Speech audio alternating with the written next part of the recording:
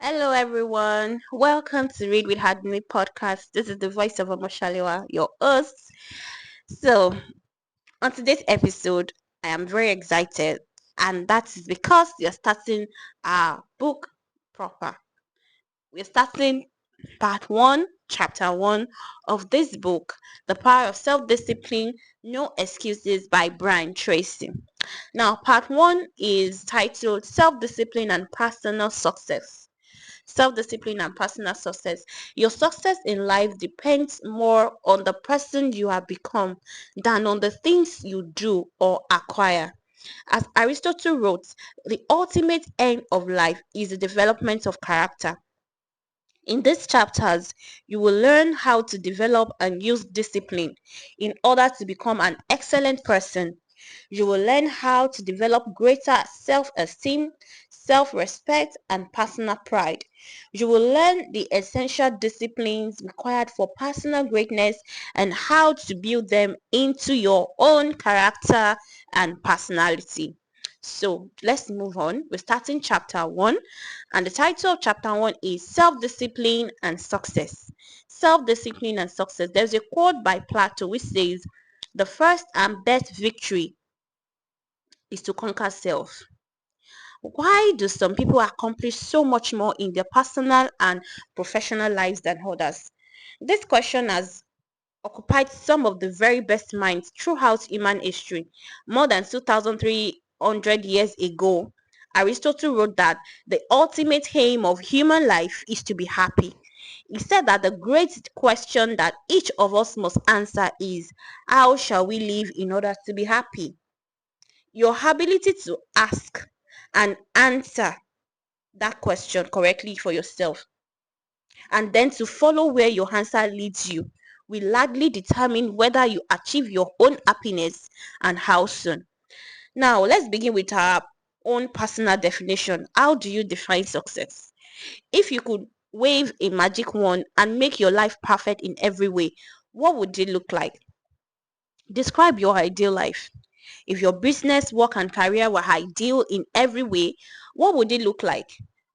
What would you be doing? What sort of company would you work for? What position would you have? How much money would you earn? What kind of people would you work with? And especially, what would you need to do more or less of to create your perfect career? In your family life, if your family life were to be perfect in every way, what would it look like? Where would you live? And how would you be living? What kind of a lifestyle would you have? What sort of things would you want to have and do with the members of your family? If you had no limitations and you could wave a magic wand, in what ways would you change your life today? If your health were perfect, how would you describe it? How would you feel? How much would you weigh? How would your levels of health and fitness be different from what they are today? Most of all, what steps could you take immediately to begin moving towards your ideal levels of health and energy? If your financial situations were ideal, how much would you have in the bank? How much would you be earning each month and each year from your investments? If you had enough money that you never had to worry about finances again, how much would that be? What step could you take starting today to create your ideal financial life? Now, there's something about doing things yourself, doing your own thing, do your own thing. So, there's a popular definition of success which says being able to live your life in your own way, doing only those things that you want to do with the people you choose in the situations you desire. I would say that it is doing life on your own terms, right? So, in any case, when you begin to define what success means to you, you can immediately see things that you should be doing more of or less of in order to begin creating your ideal life.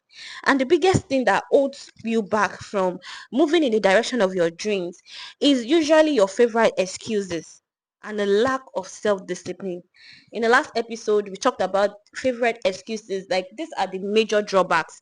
What are those excuses you give? Oh, I will do it this next time. Or I don't have enough resources. I'm not confident enough. I'm shy. I'm not bold. What will people think of me? See, people are not really thinking about anybody. People are also looking for ways to better their own lives. So they might look or they might talk, but just for a short while, they will move on with their lives. So there are a barrage of excuses that we try to convince ourselves with in order not to do the things that we are meant to do. So it's not that you don't know what to do, but rather that you don't have the discipline to make yourself to do what you should do, whether you feel like it or not. It's like, when people say, "Oh, I procrastinate a lot.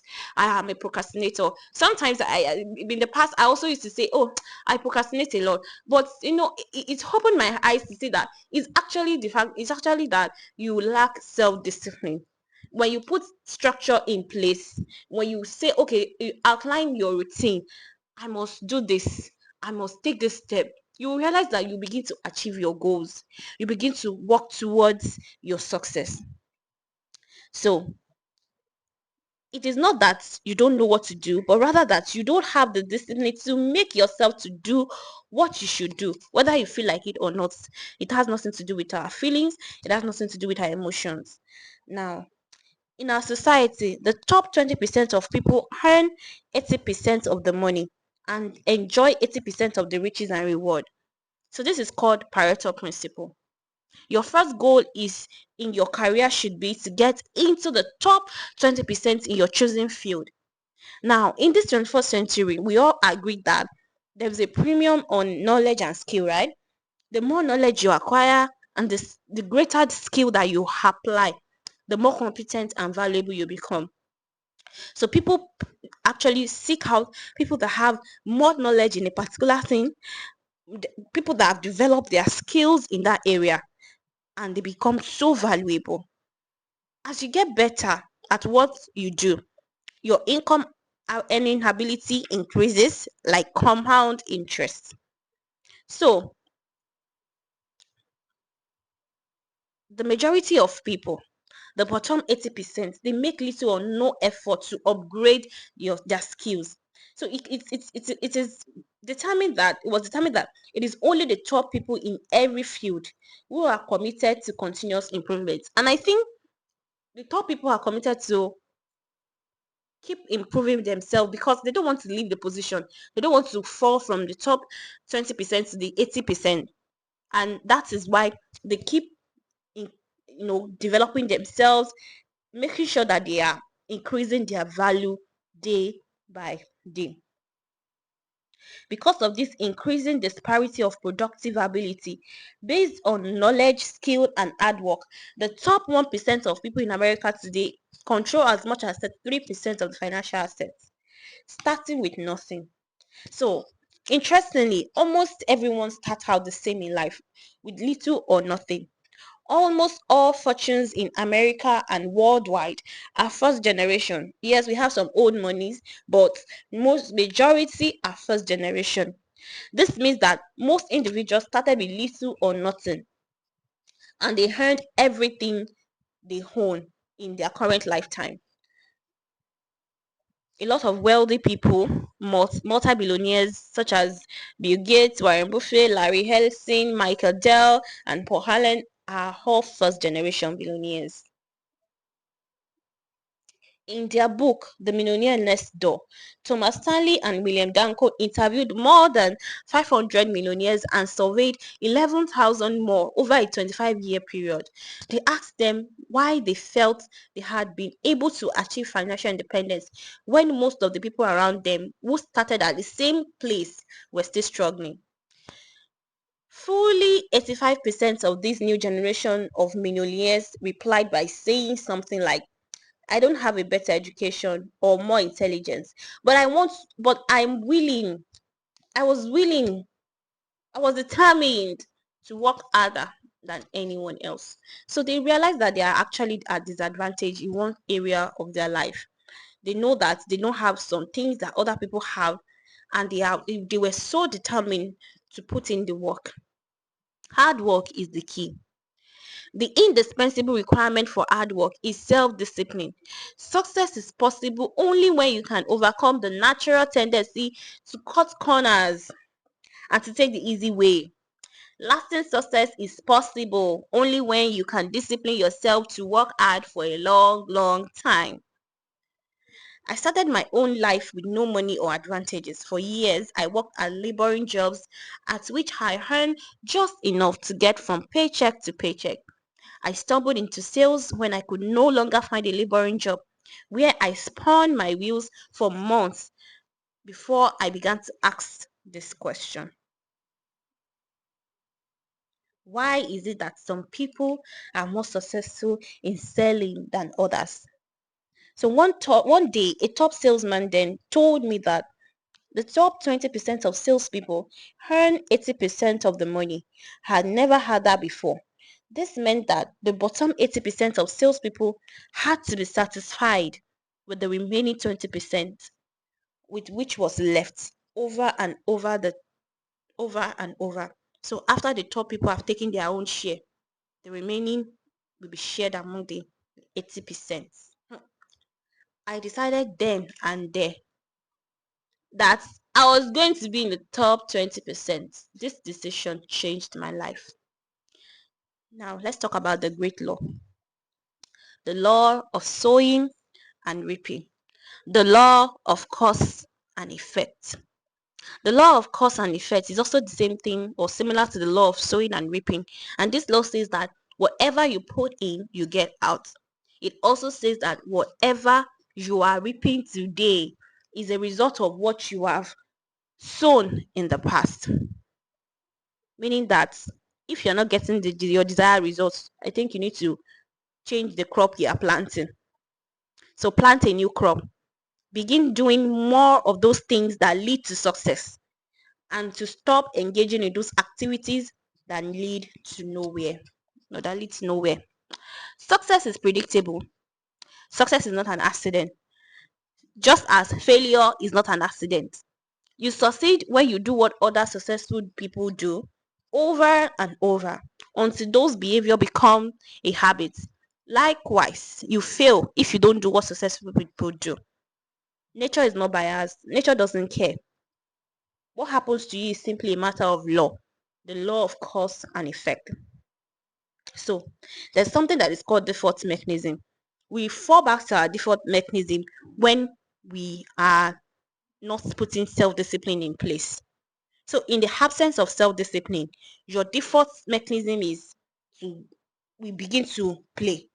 You play out, meaning that you begin to do those things that are easy, those things that are low value, those things that are fun, and at the end of the day, in fact, in the short term, it will lead to frustration, it will lead to financial issues, it will lead to health issues, it will lead to failure in the long term. So, what is the secret of success? The great oil man H.L. Hunt, who was at one time the richest self-made billionaire in the world, was once asked by a television journalist for his secrets of success. He replied, "There are only three requirements for success. First, decide exactly what it is you want in life. Second, determine the price that you want to pay. What price are you going to pay for what you want? And third, this is the most important, resolve to pay that price." So one of the most important requirements for success, once you have decided that this is what you want for your life, once you've made that decision, it's clear already to you, is the quality of willingness. How determined are you? How willing are you? Are you so willing to achieve your goal? Successful people are willing to pay the price, whatever it is, and for as long as it takes until they achieve the result they desire. So everyone wants to be successful, yeah? Everyone wants to be healthy, happy, thin, rich, but most people are not willing to pay the price. Occasionally, they may be willing to pay half of the price, but they are not willing to pay the whole price. They always hold back. They always have some excuse or rationalization for not disciplining themselves to do everything that they need to do to achieve their goals. So, pay the price. pay the price. How can you tell when you have paid the full price of success? It is simple. Look around you. There it is. You can always tell how much of the price of success you have paid by looking at your current lifestyle and your bank account. Okay, let's not go there. Let's go there. Let's talk about money. Let's go our bank account. So, by the law of correspondence, your outer world will, like a mirror, always reflect the person you are and the price you have paid on the inside. There is an interesting point about the price of success.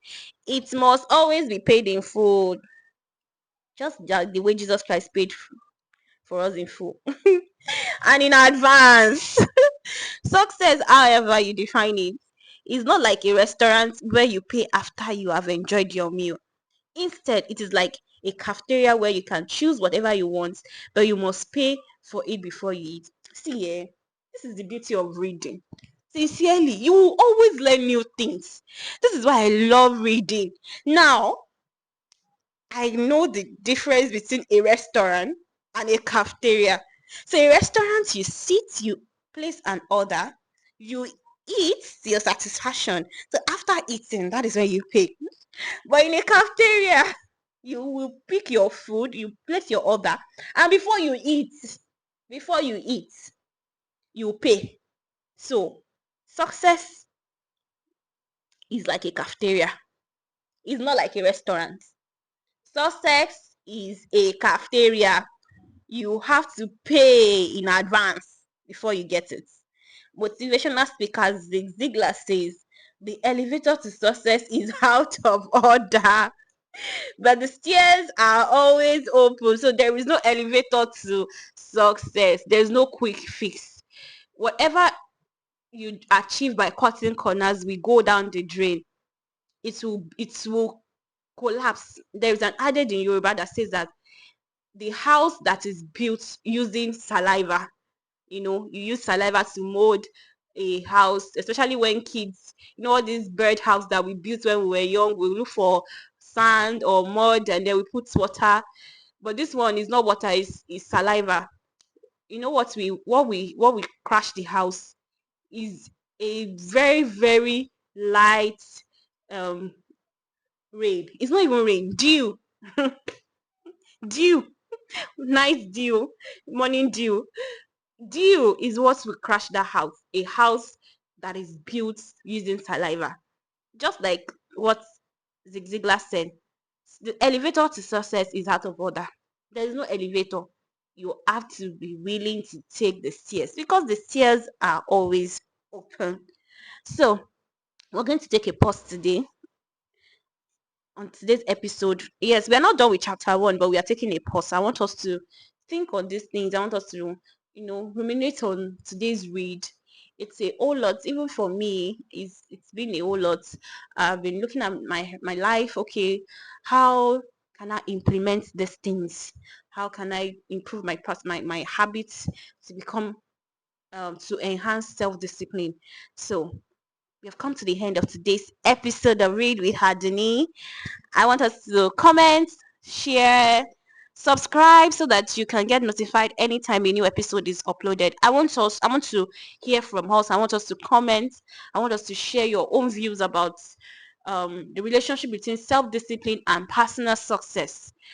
How have you been able to develop what habits have you developed that has helped you in pursuing your goal in whether your business, your career, your studies, your academics, or whatever it is that you're doing? I really, really want to hear from you all. So thank you so much for listening. I really, really celebrate you all.